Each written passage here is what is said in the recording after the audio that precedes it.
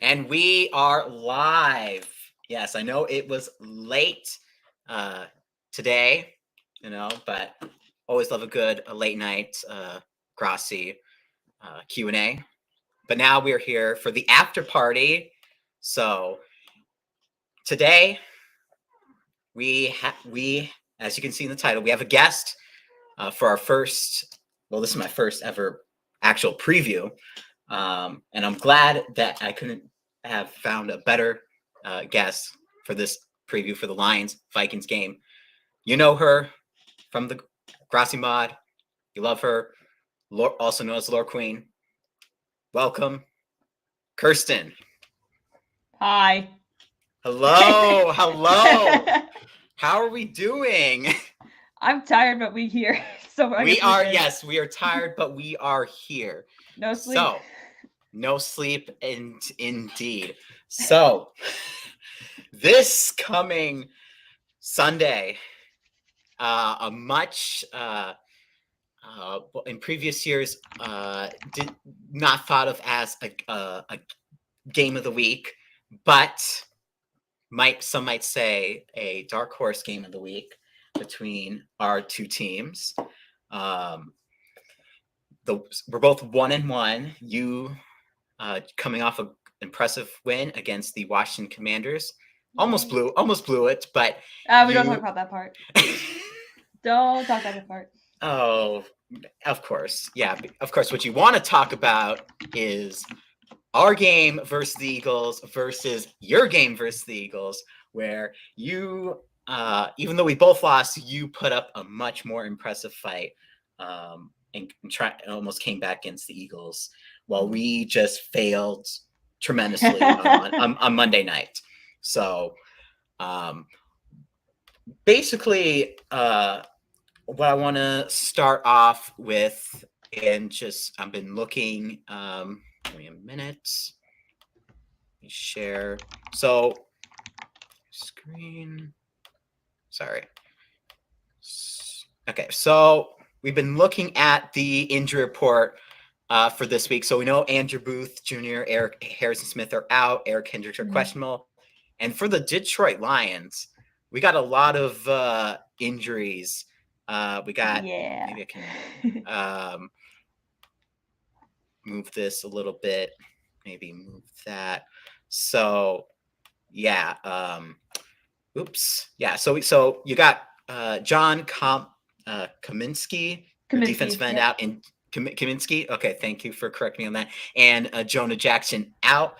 And of course, you have Hutchinson, Ragnow, and DeAndre Swift questionable. What do you think? Who's gonna? We know the ones are out. What are your expectations of?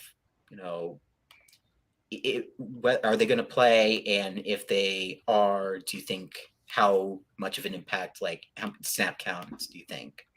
Ooh, that's an interesting question. So as of right now, with everything that's coming out of the Allen Park facility, as of right now, everybody who is questionable will play. TJ Hawkinson just had a small hip injury during the game. He's questionable right now because he's been having limited practice all week. Aiden Hutchinson had limited practice today, so he is trending in the correct direction. He expects to play on Sunday, and he expects to be near 100%. So he just took the week off to rest. And obviously, 3 sacks in 1 half. Come on, can you really discredit the guy? Come on, right? Right. Exactly.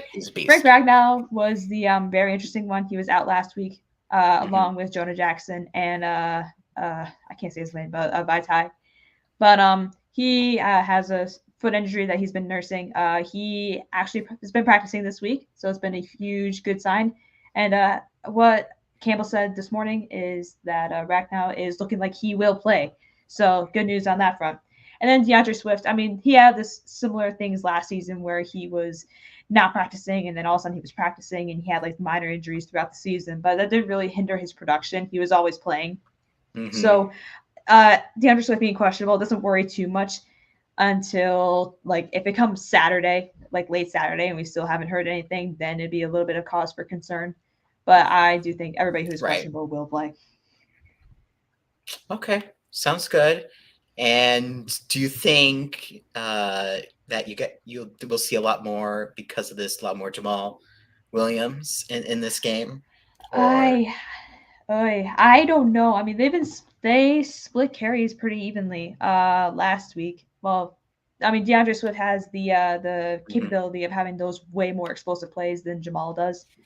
As like it's much as like we everybody wants to see mhm, Jamal Williams succeed. I mean, he just doesn't have the speed that Swift has.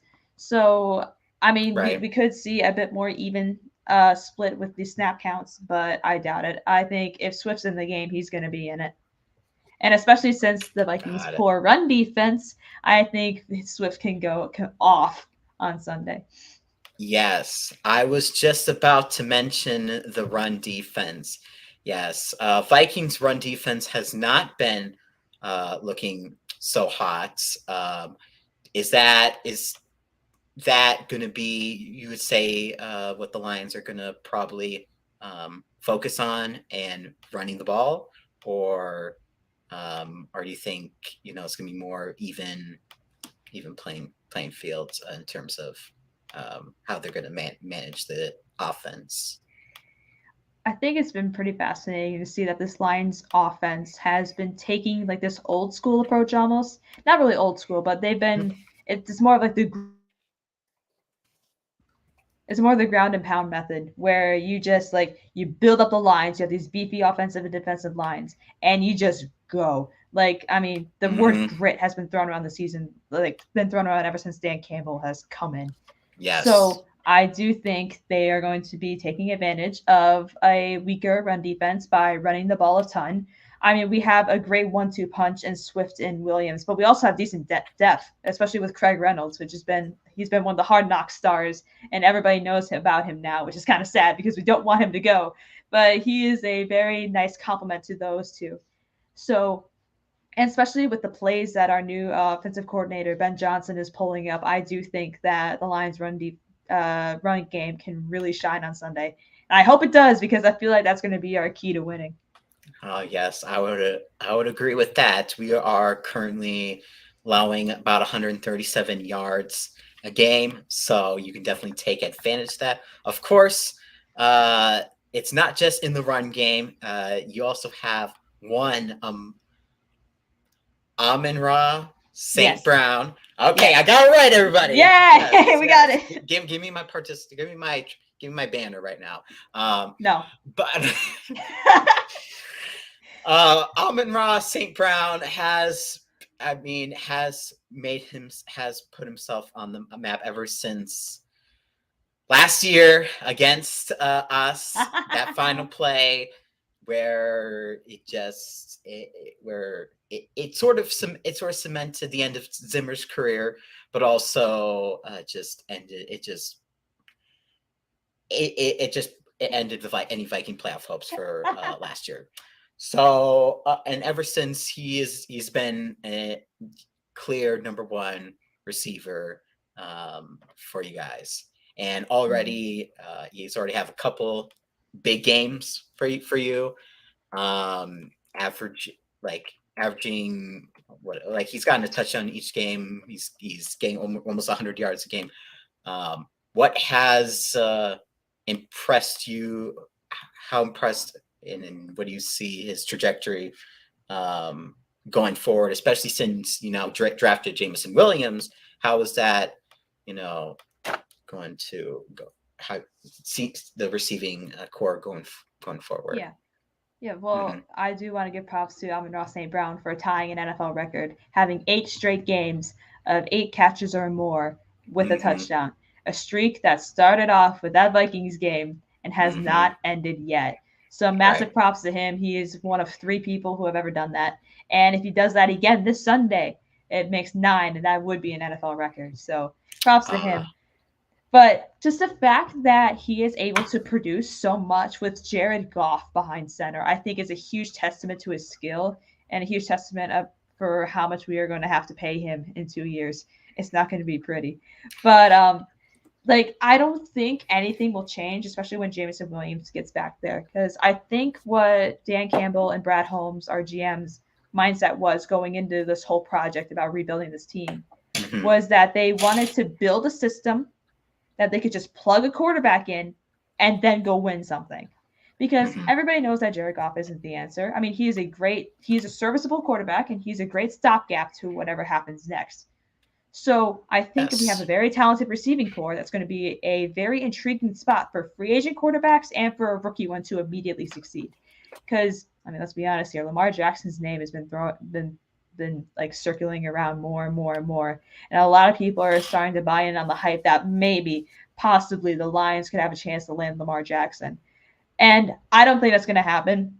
In my wildest dreams, that would happen. But then again, in my wildest dreams, the Lions are a good football team. So, I mean, like, anything is possible at this point. They are a decent football team. They are a decent football team. They are very solid and underrated football team. And I have to give them props where it's due.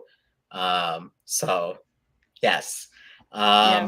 So, one guy, and looking at the Jared Goff. So I know you we've all talked about this, but Jared Goff, he's there. We know he's just there for temporary right now. But what do you see in terms of the Lions quarterback situation soon? Do you think next year we're going to see the Lions draft a quarterback, or wait another year, or will there be a trade of some sort? What do you see happening? I think it's a very fascinating situation if you're not a Lions fan. And if you are a Lions fan, you're stressed. Because here's the thing. Jared Goff showed significant improvement between the beginning of last year and the end of last year. And now this year, he's fallen somewhere in the middle.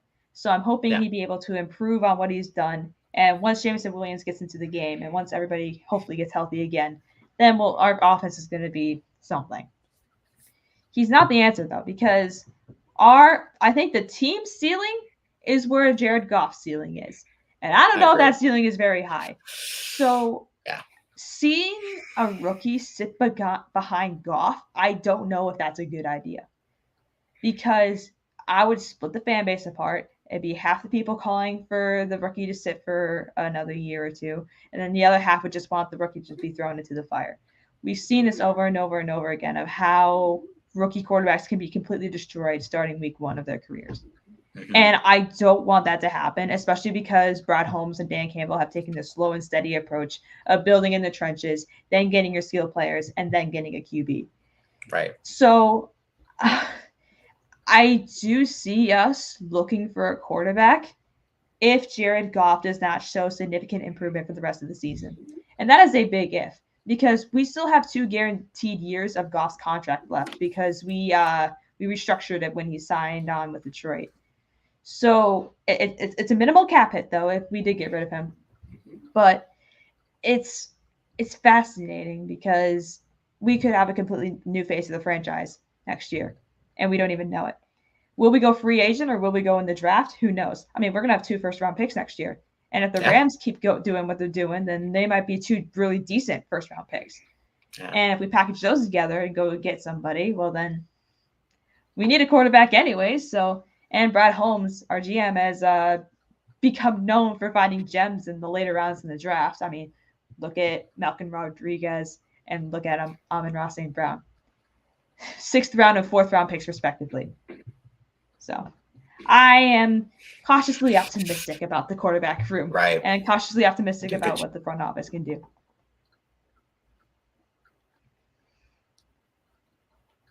Okay.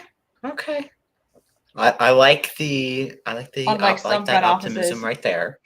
Unlike some front offices. Oh.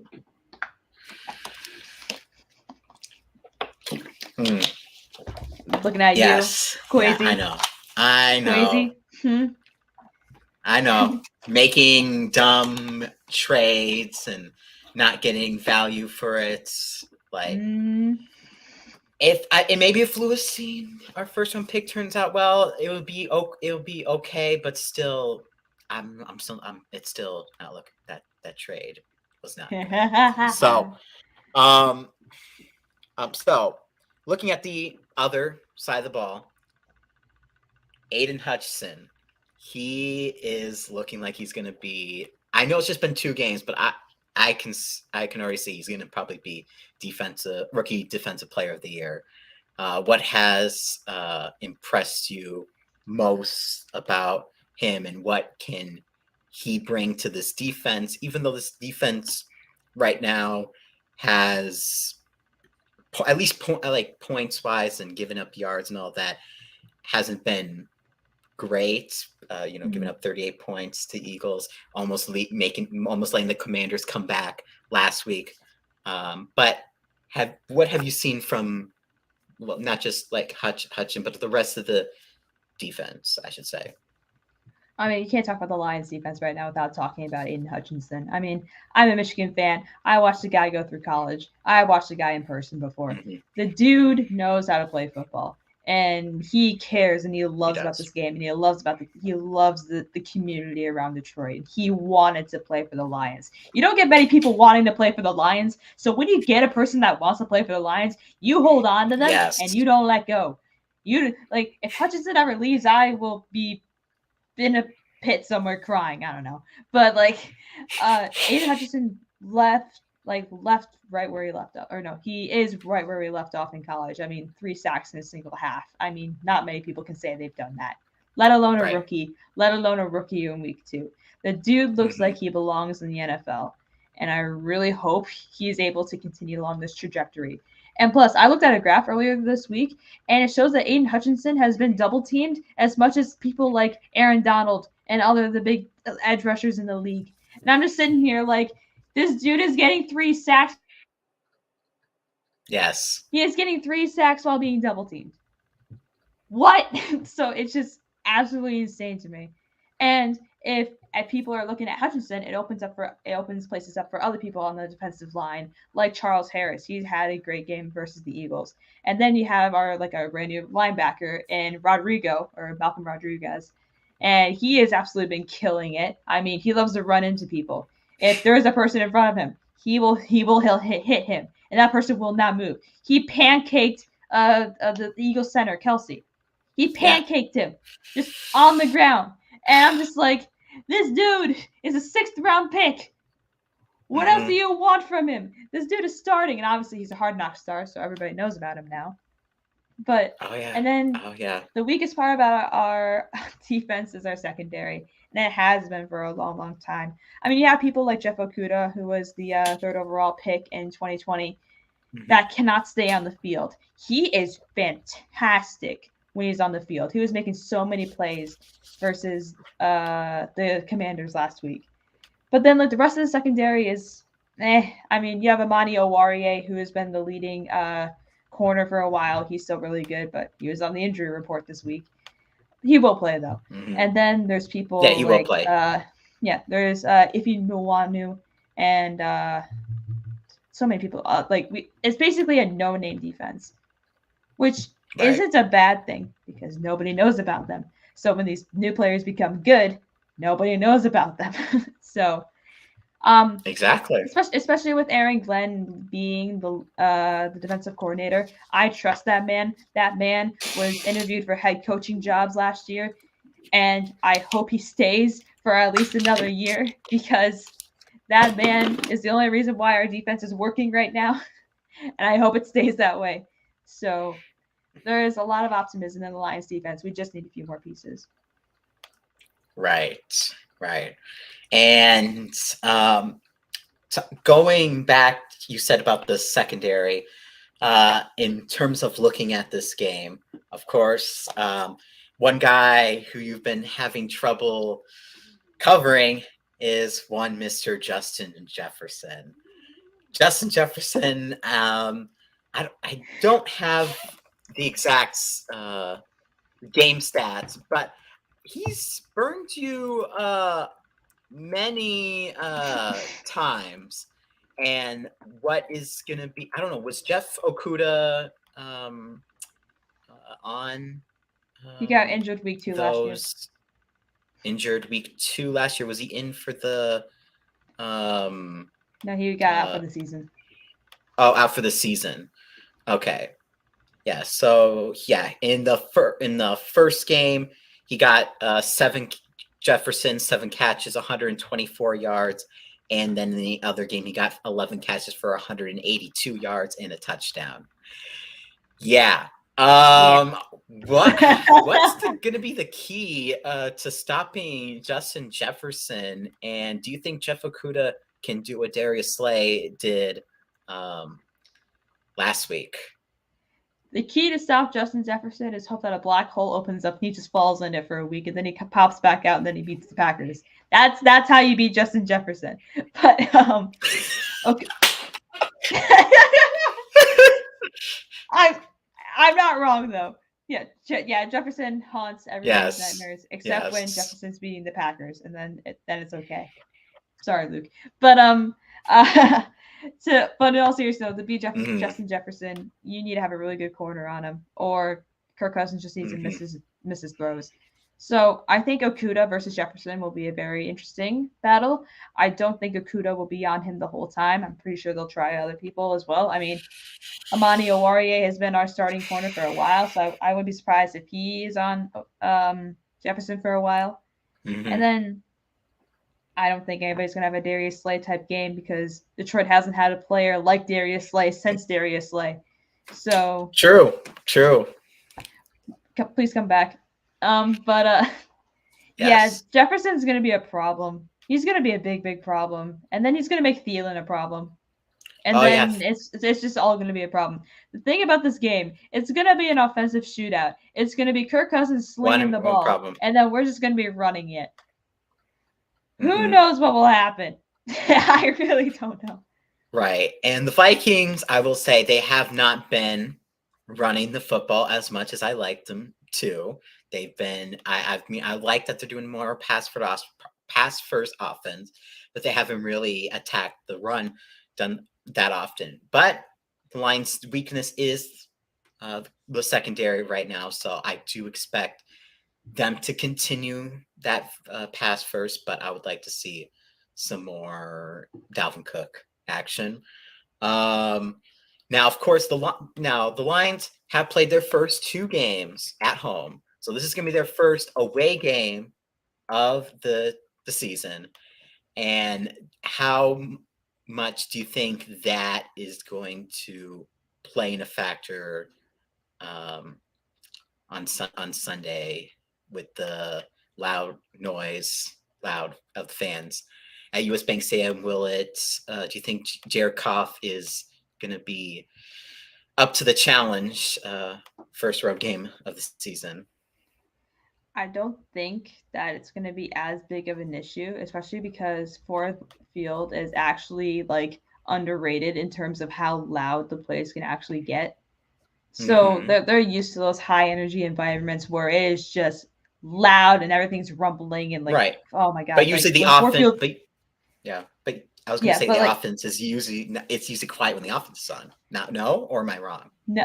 Well, you'd be surprised how many people are booing when things aren't going well. But I do think they'll be up for the challenge. I mean, most of the players on the team, they've been in Minnesota before. I mean, this is their second or third year on the team, so they're getting used to things. So they're falling into a rhythm. I don't think it'll be as big of a deal. It's a disadvantage for sure. So we'll see what happens, and hopefully that horn isn't blowing as much as somebody would like it to. Well, considering you're saying this is probably going to be a high-scoring game, that horn will be going off quite a bit, especially if you cannot stop us on offense. I didn't say it'd be a high-scoring game for a purple team. Wow! So I have no confidence in that statement at all. I'm just so happy I'm able to talk trash for 1 week. I know you get to talk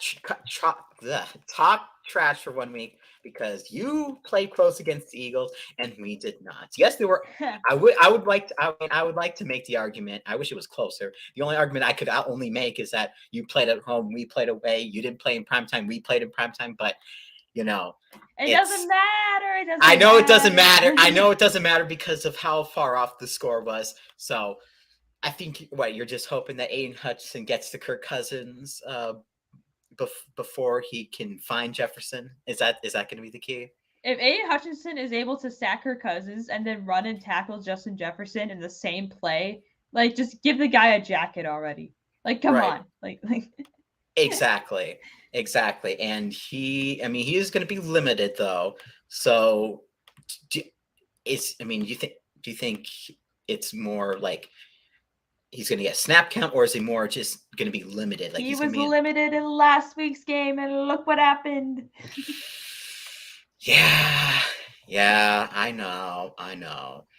So, and of course, can't talk about the Lions without their.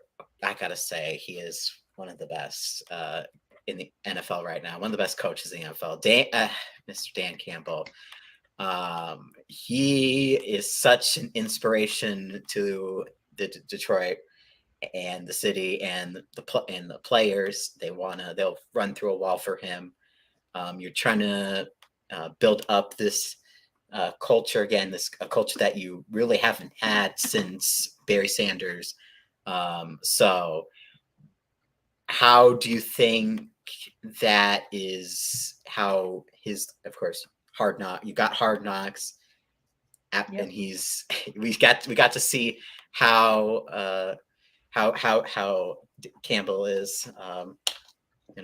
So what have you seen in terms of the culture and how far it's progressed? That's a really good question. The culture with Patricia was one of terror. Like, he didn't allow music at practice. It was his way or the highway. He yelled at players. He drove players away. That's why Darius Slay left. That's why Matthew Stafford left. That's why Matt Prater left. That's why everybody left. This team, when Dan Campbell arrived, only had no players on it that like no players on the roster that weren't there within 2 years. Like, the entire roster was built within those last 2 years because Matt Patricia wanted his guys in, and his guys were not good. Like, they were just not good. I mean, just look at New England and see what he's doing over there, and see if his job is good. It wasn't. Not good. No. So when he got fired, it was just like, okay, clean slate, wipe everything away. Stafford wanted to go. Okay, whatever. We'll figure out a trade, and they did. So we get Dan Campbell, and we get Brad Holmes, and Campbell walked in day one saying, I want to rebuild this place to a place of grit, and you want to work for it, and we're going to turn this team into a winning team, even if we have to bite some kneecaps off. And he stuck to his word. He is one of the coaches who has stuck to his word for word, verbatim, throughout the entire year and a half that he's been the coach. He has weaknesses as a coach. I mean, he's not the best play caller in the world. That's why we have our brand new OC, Ben Johnson, and our brand new OC last year. I forget his name, but he's gone because whatever. He's gone. But he has a former player in Aaron Glenn. He has a running backs coach, Deuce Staley, or a linebackers coach like Kelvin Shepard, and like all these different people just coming in saying, okay, we're going to build this team the right way. Slow and steady wins the race. And he has created a team that Detroit can be proud of. And we haven't had something like that since probably 2014. And I'd say barely. And maybe before that, 2011. But then you're getting to a point where it's like, okay, 2014 was 8 years ago. 2011 was 11 years ago. Like, we haven't had a team like this that we're actually excited to watch on Sunday. And usually, like when we lost so much on the Matt Patricia era, there was booze in the stadium. There's this, there's that. When we lost at home in front of a sellout crowd at Ford Field, not one person was mad. I'm sure there was like some people were like, blah, blah, blah, fire Campbell. But 99.9% of the fan base was just like, okay. Look at the progress. This team has grown so much over the past year and a half, and I cannot be more proud of what this team is becoming for this city, because it is something that the city needs. Like, Detroit needs this, and I'm just glad it's happening. And if this works out in some way, like if we go to the playoffs within the next year or two, it's a success. The Dan Campbell era will be a success if we make the playoffs within the first couple of years. And then if we win a playoff game, we're going to build a freaking statue of him. It just has to be a thing now. Because like Yes. Dan Campbell is becoming as much as the face of the franchise as people like Aiden Hutchinson are, people like Amon-Ra St. Brown are, people like Rodrigo are. Like you don't see Mm-hmm. Jared Goff being like hoisted up on a pedestal right now as much as Matthew Stafford was. You have Dan Campbell's face up there. And it's awesome because you don't see a coach getting that much recognition in the NFL. And he's different. He's so different from everybody else. And like, yes, difference could be bad, but in this case it can be really, really good. And I'm just Yes. hoping. I've never been rooting for a regime so much in my life. I'm just hoping it works because they're likable and they're relatable. And I just want it to work. This is city, the state, everybody just wants it to work. So I think Dan Campbell was probably the best hire that Sheila Ford Hamp could have done. I absolutely agree. It's hard not to cheer for a man like that, even as a rival. Like, I am sort of cheering for the Lions. Ooh. I'm cheering for the Lions to an extent, of course. Somebody clip it. He said he's cheering for the Lions. That's I'm. it. It's over. It's over. Yes, He's clip. rooting for us. Yeah, clip Wrap it. it up. We did it. Yes, I mean, I'm cheering for the Lions to do very well. I still don't want them to win a Super Bowl before us because I know all the jokes. Do you though? Do you I though? I I do. I do. I do. Like, I need to. If the Lions win the Super Bowl before us, I'll be happy for you. But I know what's going to come afterward, though. So if you want to clip that, sure. But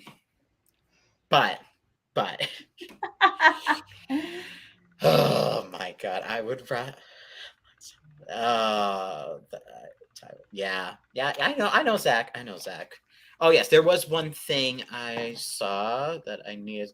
So I wasn't here for this, but I want you to tell me, where is it? Oh, it's up here somewhere. The GPS story. Oh, I have a story. Okay. All right.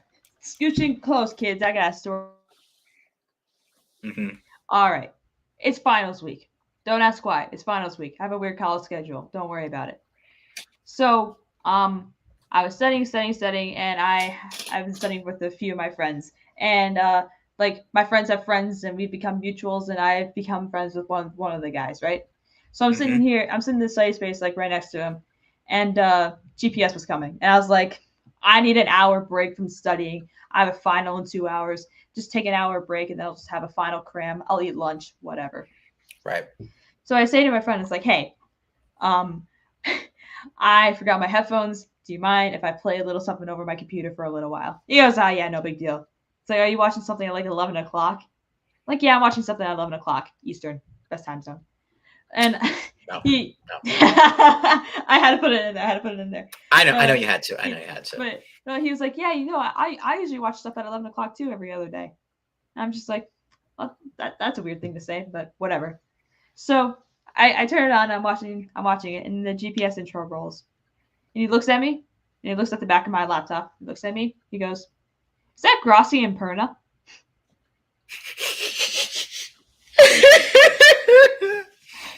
And I'm like, so I stare at him for a second. I go, "How'd you know?"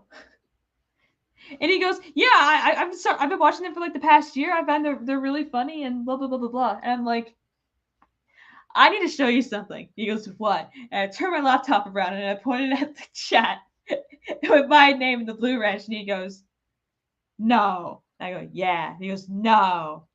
Yeah. So this guy, who I've known for like 3 months now, has been watching GPS and Grossi and Perna for I don't know how long. And he just now figured it out. And yes, Sean. Now Tom's been like, introduce him to the lore. I'm like, I don't want to put him through that yet because I don't know him that well yet, no. Right? So the lore will happen when the lore wants to happen. Just leave it at that. But people I know is why you're the lore queen. Yeah. So it's Yes. Yes. It was a great Yes. laugh, and it was a great break from finals week. So it was good. Oh, absolutely. Communism is a growing for sure. So, basically, what else? The one thing I want to, I guess, since just in the game, going to the actual game, what do you just expect from this game overall? You don't. I mean, if you want to give a score, that's sure, but or just give me what your thoughts are on how this game is going to play out. I hope, and I want it to be an offensive shootout. Hmm. I really do. But in the fourth quarter, the Lions are gonna have to run away with it because I don't trust this team to go down in 2 minutes and score. Even though they did do it the last time the Lions played the Vikings, Hmm. I don't know if they can do it again, especially in the bank, right? In the bank, yeah. I mean, they. I mean, well, last year they did after they got the fumble on Alexander Madison. They got the Fair enough. touchdown, went Fair for enough. two. It's just that the defense just laid an egg and let us drive down the field, and Greg Joseph kicked a game winner. Yeah. So, um, so I do think the Lions have proved they can do it. It's just all cylinders, offense and defense, needs to be on point. So, Yes. And as much as I hate to say it, I do think the Lions will lose this one. I want them to win. I want them to win so terribly badly. If we win this game, it is a testament to how far this team has come, or how much the Vikings have fallen, or both. But, but I do think we will lose. I think there's just too much working against us. I mean, Justin Jefferson is one of the best in the league, if not the best in the league right now. right. You got the Banks home crowd. It's yeah, I don't think we'll win. I think it's going to be close. I don't think we'll win. I I think think I think it'll be close too. I if the said Lions keep on the trajectory they're going on right now, I think the Lions have a very very good shot to win at the Vikings Lions game at Ford Field, I agree. which I will be at. But but yeah, I do think we will lose this one. It's going to be close. It's going to be high scoring and it's going to be close. High And score, close. yeah. Yeah, I'm sort of lean that way too. I think there's a very good chance we do split this season where we win at home in the bank and then we lose at Ford Field later on when the Lions have figured things out. So yeah. So we did have a question. No. So Kip, that will be No. me and Jim B Sunday. Should gonna be going live just a little, maybe 10, 15 minutes before the game.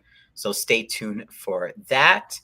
Do you guys think the Vikings or Lions will win a Super Bowl in our lifetime? Yes. And the Yes. Lions will definitely win a Super Bowl in our lifetime. Them. Remember, this is whatever. Yeah, you're pointing in the right Them. direction. Yes. I don't know about them. Me, yes. Them, nah. Is that just your very optimistic outlook?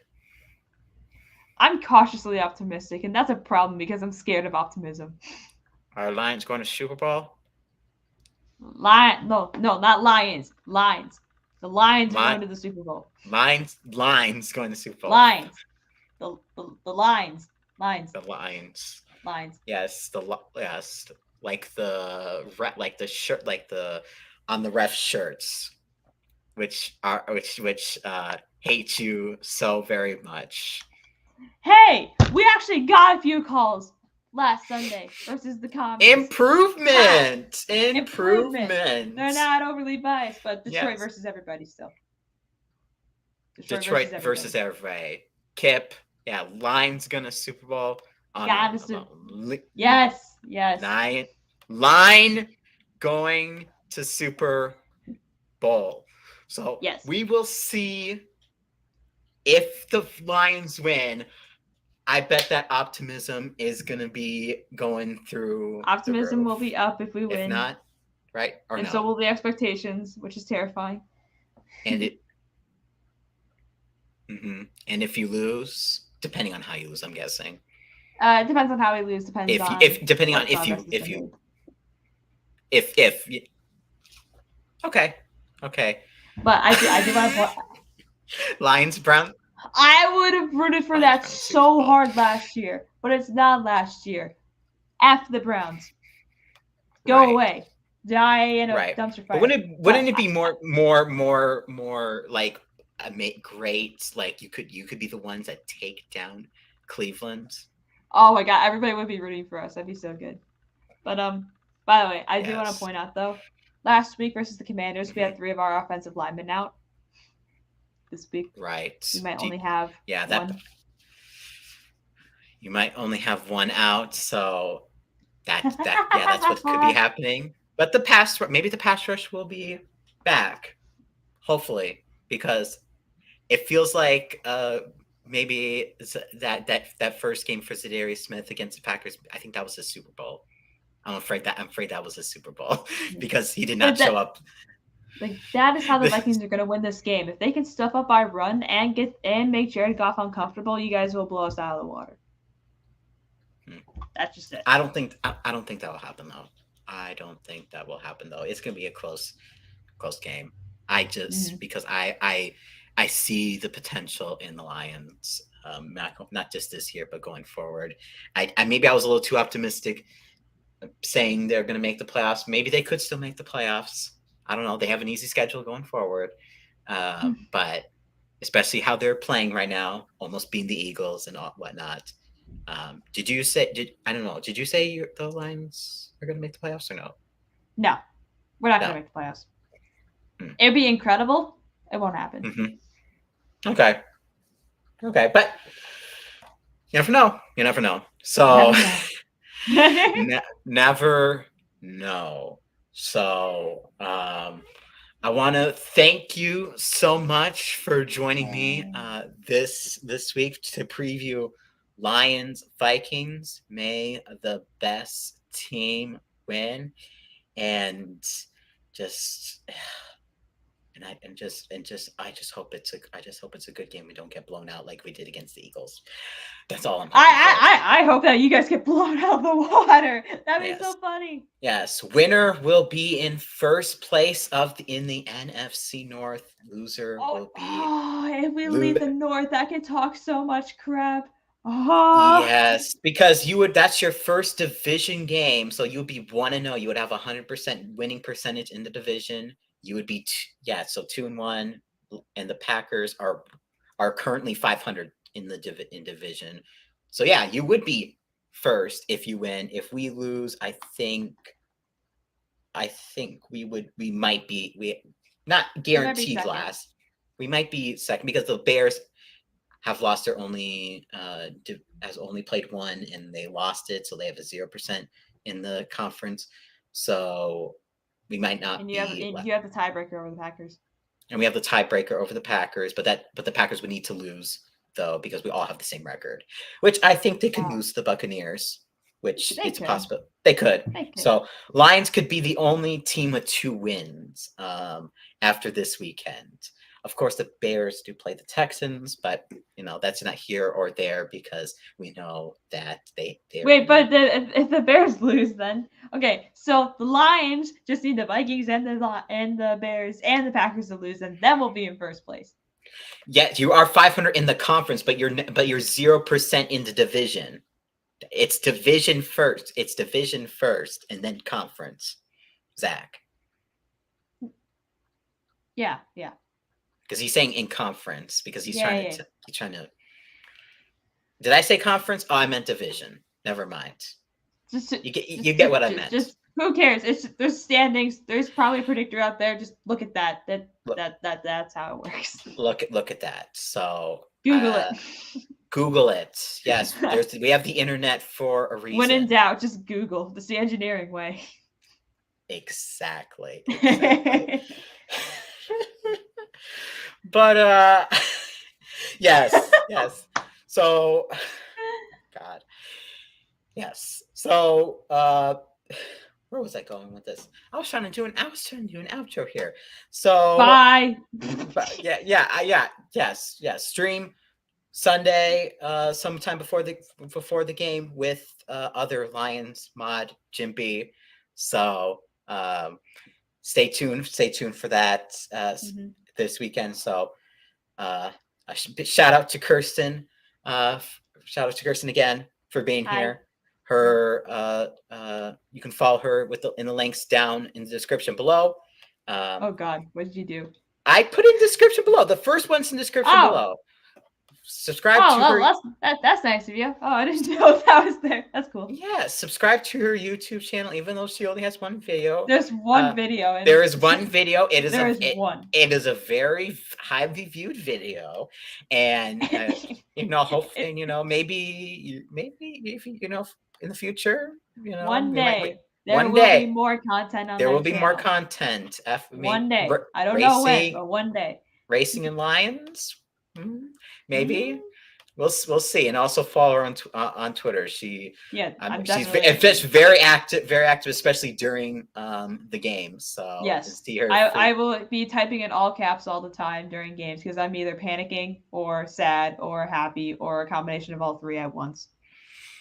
Yes, and I love just reading it, especially if the Lions are they make you go through the emotions. Well, just like the Vikings do too. Oh, the Vikings last year, they almost put me in the hospital with all their choking. Not that far. Don't go that far. Well, no, but you get what I meant. It one score games and they choke in the last couple minutes. So, story of my life. Story, yes. You have more experience in that than I do. I just had last season, so yeah. But okay, thank you all for watching. This has been Adam and Kirsten, and as always, Skull. No. No. Okay. Bye now.